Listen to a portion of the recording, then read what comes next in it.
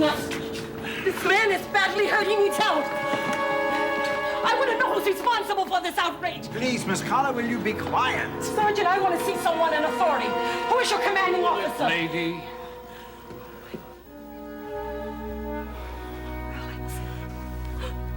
Don't make a fuss. He has a point. Mr. Hager, do you have a clean handkerchief? Mr. Hager! As you, Mr. Wilson says, do not make a fuss. It's their country. They make the rules. But there's no right to... Steady, Dale. This is no kind of a game, damn it! Look, it is none of our business. Sergeant, your pilot forced our plane down in cold violation of international law.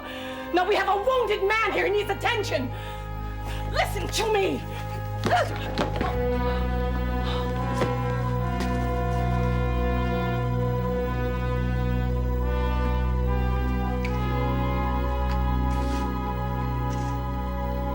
Well, I'm sure your first concerns must be for the welfare of your pilot. I'm pleased to tell you that he is in most excellent condition. His resistance, well, I'm sure he realizes, was most foolish. The damage to your plane is being repaired, and soon you may resume your journey in the best of health and the best of spirits. That is, after one little point is cleared up. You have our attention, Colonel Bocatu.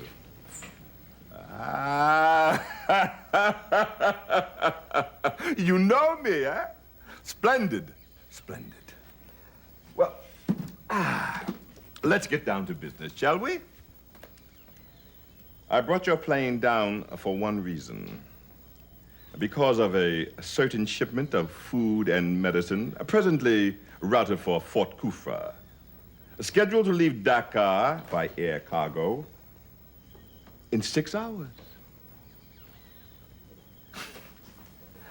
Fort Kufra, once a jewel in the diadem of the Dutch, and then a military chess piece for the French, and later, a symbol of Great Britain's gentle suppression. Ladies and gentlemen, I want that cargo of food and medicine rerouted from Fort Kufra to an airfield at these grid coordinates, headquarters of the People's Liberation Cadre.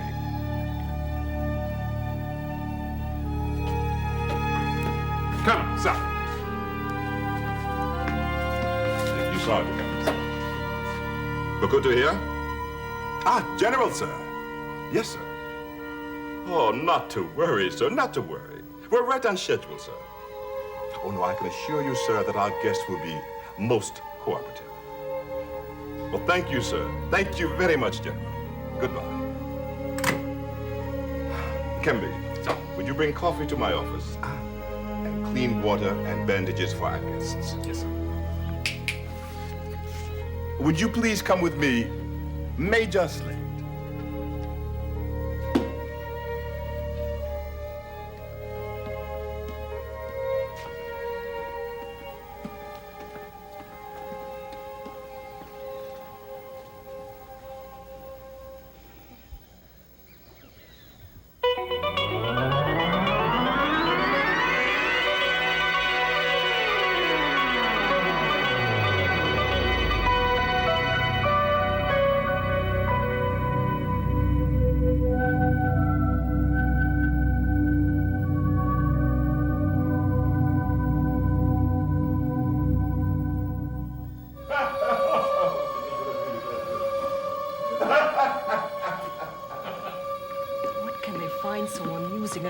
That's what I'd like to know.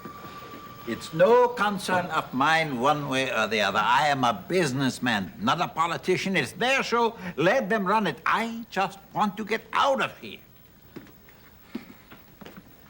The Colonel asked me to spell out his terms. He feels you'll accept them more readily from a fellow countryman, which will save us all a lot of time.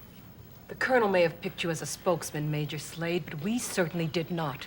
Colonel Bocatu selected me because I am a professional. I am a soldier, just like him. I've never fought for him or against him. We just know and understand each other. Call it straight. You're a mercenary. Yes, I'm a mercenary. Or rather, a realist. With your guns and skills for sale to anybody, is that it? Not quite. to whoever will pay the going price, which is high because I am good. You see, I can train a group of natives to drill, to infiltrate, to clean and service weapons, even to fire them accurately.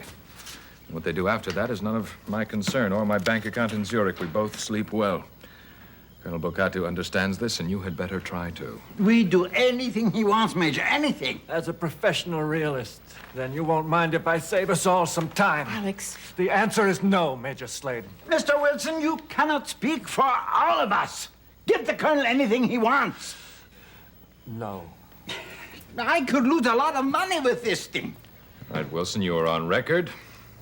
You're uncompromising and firm. You're quite heroic, even.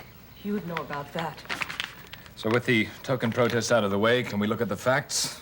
Colonel Bocatu has done his homework. His intelligence people know you both. Alex Wilson, Field Director, Pan United Relief Agency. Dale Cotter, Administrative Assistant. They jetted you from Paris to London, Dakar to Lagos, to your present flight to Kufra.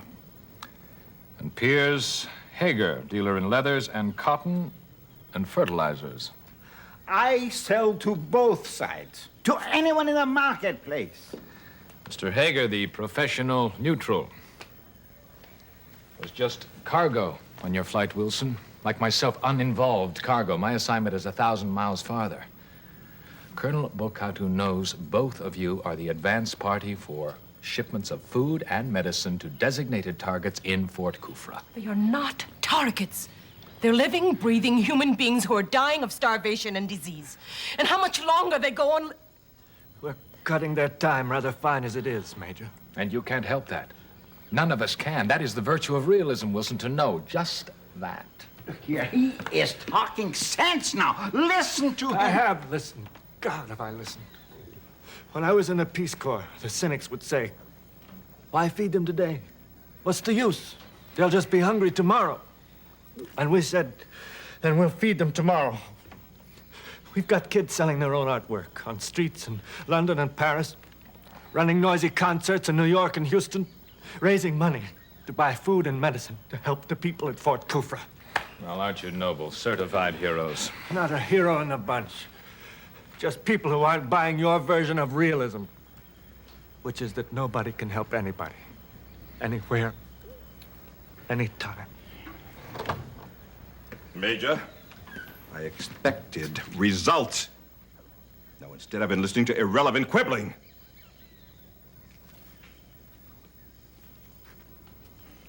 Mr. Wilson, I would like to propose a scenario.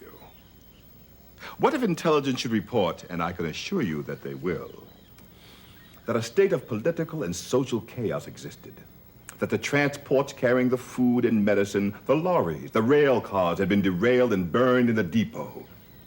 In such an event, Mr. Wilson, would you not report to your headquarters in Paris of these volatile and dangerous circumstances?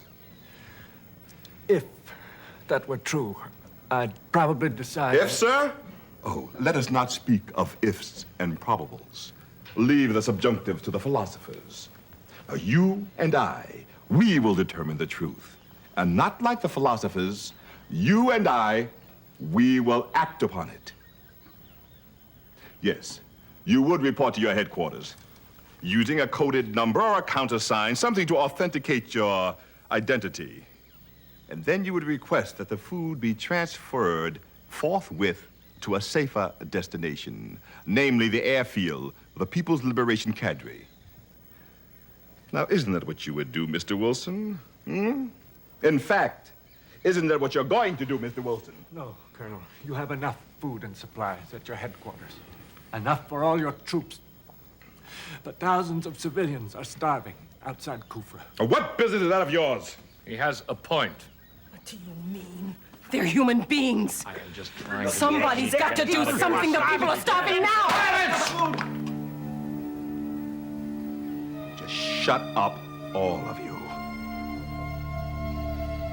Look at them. Look at them!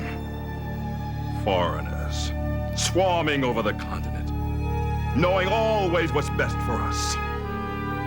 British officers training troops in Kenya, the Belgians doing the same in Zaire, the French defending Djibouti, Cubans, Czechs, East Berliners, Russians, traveling south like locusts, eager to devour Ethiopia. Wilson, I know better than you what to do with that food and medicine. We must create new systems, organize new modes of society that will, by their very nature, eliminate the cycles of poverty and famine. Maybe you're smarter than I am, Colonel. You can imagine a better world, a peaceful, well-fed world. In the future, I don't have your magic vision. I see today. I guess I don't believe in systems. Mr. Wilson. I believe in feeding people. I'll tell you what I'm going to do with that food. I'm going to take it, and I'm going to sell it to the black market to the highest bidder. And with the money, I'm going to buy guns and ammunition. And then you will no longer be able to control us with your bleeding heart charities. We will not have to whine for our rights. We will demand them, and we will take them!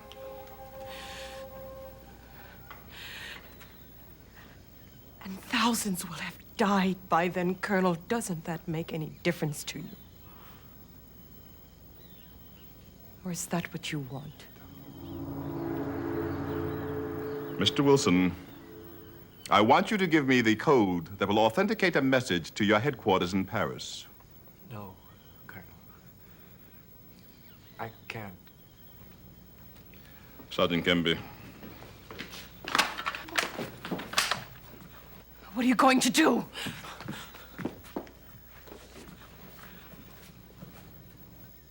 Mr. Wilson, Kane, I ask you for the code. Please.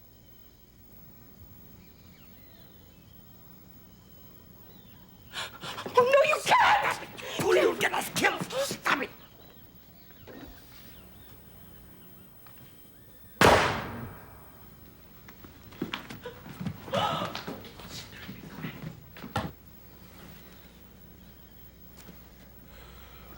You can't take much more of this.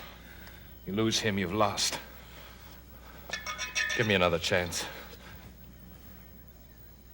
Kemby, leave us.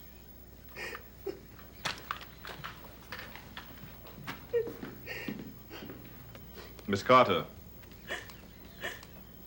this demonstration may seem somewhat barbaric to you. Well, barbarism and impatience, too, are a matter of degree. And I can assure you, madam, that we are impatient.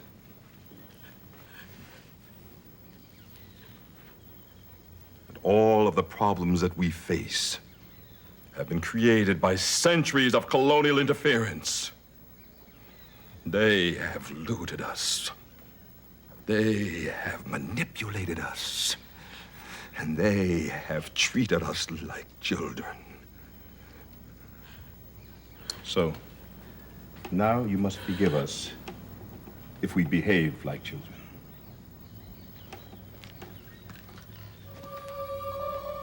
You see, Miss Carter, one foreign administration might tell us to develop new factories. Another, cultivate new crops. Cling to our tribal customs, or renounce our tribal customs. Or to spend our energy celebrating a centennial in London or a royal exhibition at The Hague. Slade, you have 10 minutes.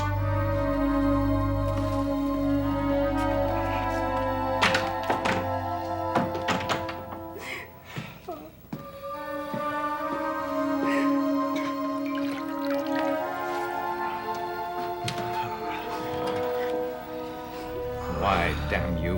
Why? Who are you asking, Major? Him or yourself?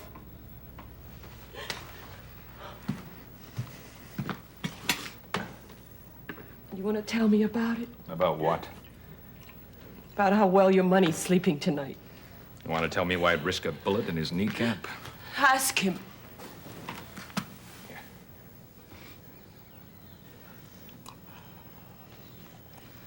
Now listen to me. These are not war games in a sandbox. They will beat the truth out of you. That won't be truth. That'll just be the facts. Why did he join the Peace Corps? Like you.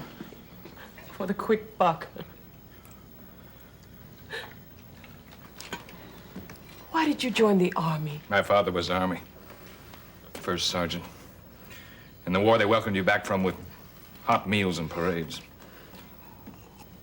And when we talked, he made sense, or at least I thought so. Armies were necessary evils, but they could do some good. They could correct some wrongs. So I went that way, West Point. All right, West Point. Then?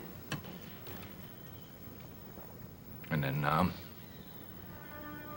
one stateside tour of Fort Bragg, and then now. And were you gung-ho, Major?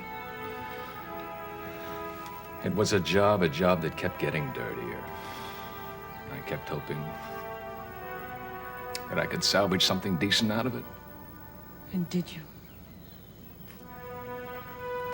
We were shot down over the North Delta, only I survived. A girl took care of me for a couple of nights. And where did she come from? She lived there. She taught in the village. I couldn't understand the dialect. Her name was Viala. She'd been hit too, shrapnel. I patched her up. For 3 weeks, we walked, made base, traveled at night. We ate snails, leaves. She became everything for me. Reason for living. What happened to her? We made it back. And 2 days after she was released from the base hospital, she was raped by God knows who. Viala. She died in the middle of the night, bleeding in a Saigon gutter. And what did you do? I tried for an investigation. The MP said it was probably Vietnamese hoodlums. Vietnamese, they said Americans. They raised so much hell, the brass told me something else. This is not a war of conventional morality, they said, so shut up. And you did. Let me give you a tip from a professional realist, Miss Carter. When you have lost hope and you feel you are beyond redemption, there is only one thing you can do. You keep going just as far as you can. Dale! Dale! You heard him. You heard him ask the colonel for another crack at us. Don't listen. Don't trust him. Oh, you fool. I was stalling, trying to talk some sense into you. The game is over. They will blow both your kneecaps off unless you make the call to Paris. Don't listen to him. All right. You play the hero. But you ask yourself why, because either way, it's no help. Look! A hungry child! We can do something about that. Try anyway. But your cynicism doesn't help. And the colonel's design for tomorrow, that won't cut it either. So you are going to continue the fight? It isn't a fight. It's reaching. It's hoping. To get to tomorrow, they have to live through today. Dale, you all right? I'm fine. Because if I know, You rest. you know what you have to do. Alex, you must rest.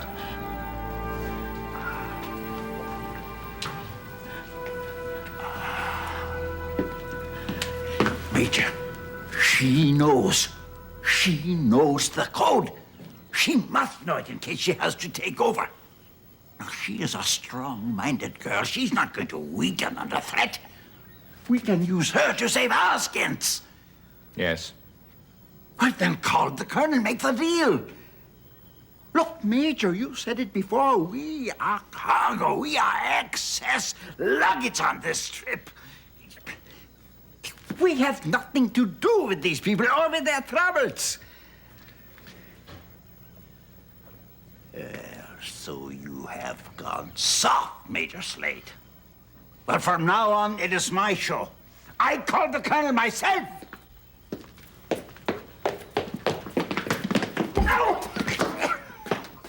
You make a sound, you say a word, you are dead.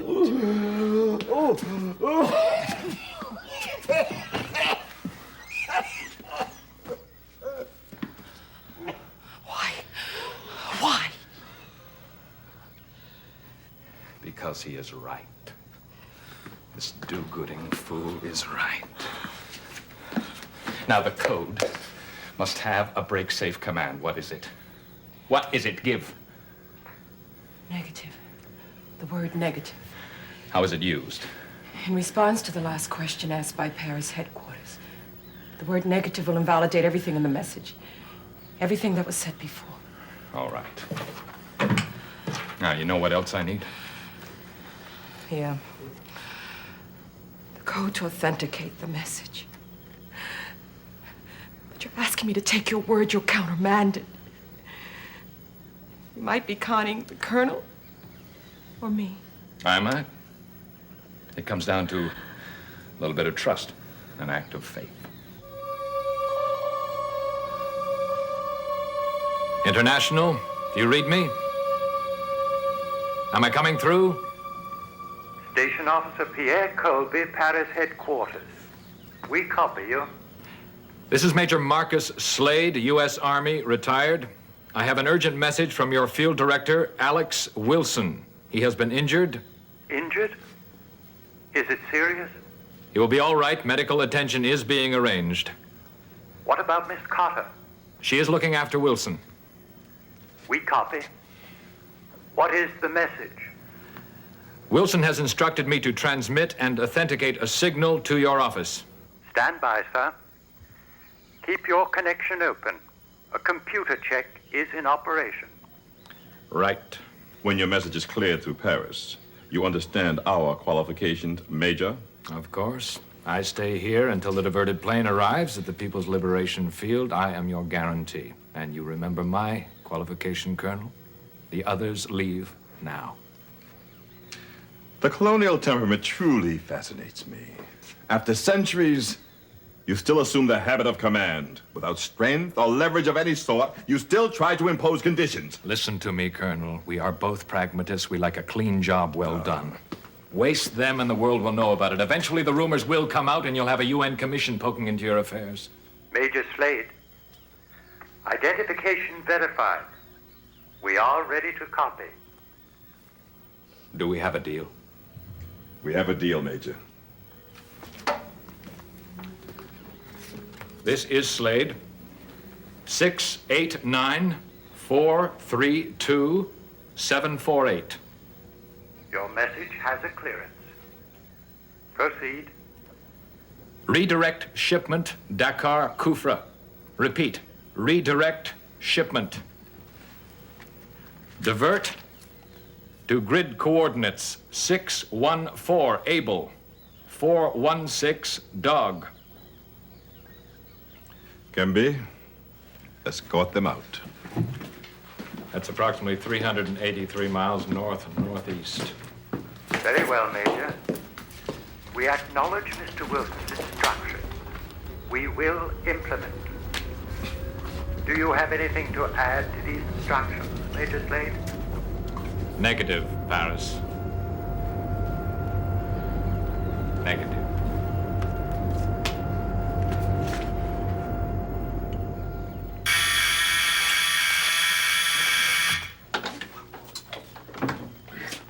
Field headquarters, Sergeant Kirby.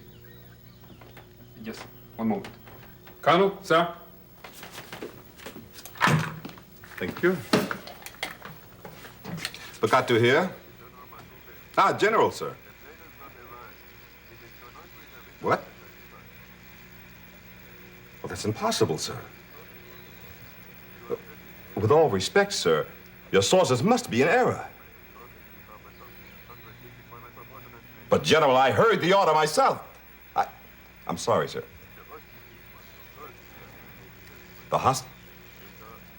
Sir, the hostages are beyond our airspace. Yes, sir. I understand, sir.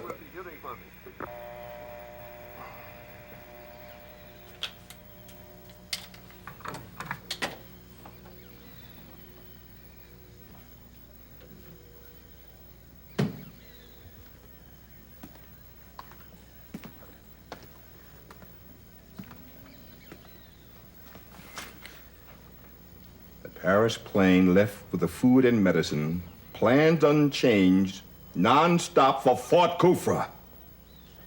And you weren't even surprised by the general's call, were you?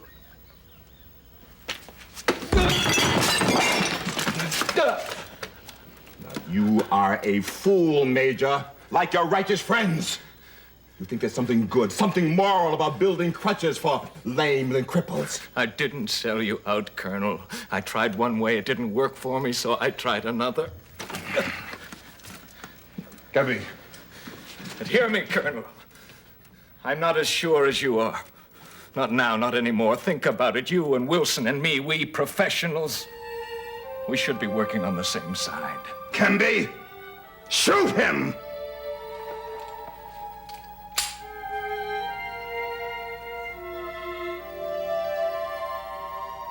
Shoot the enemy of our people!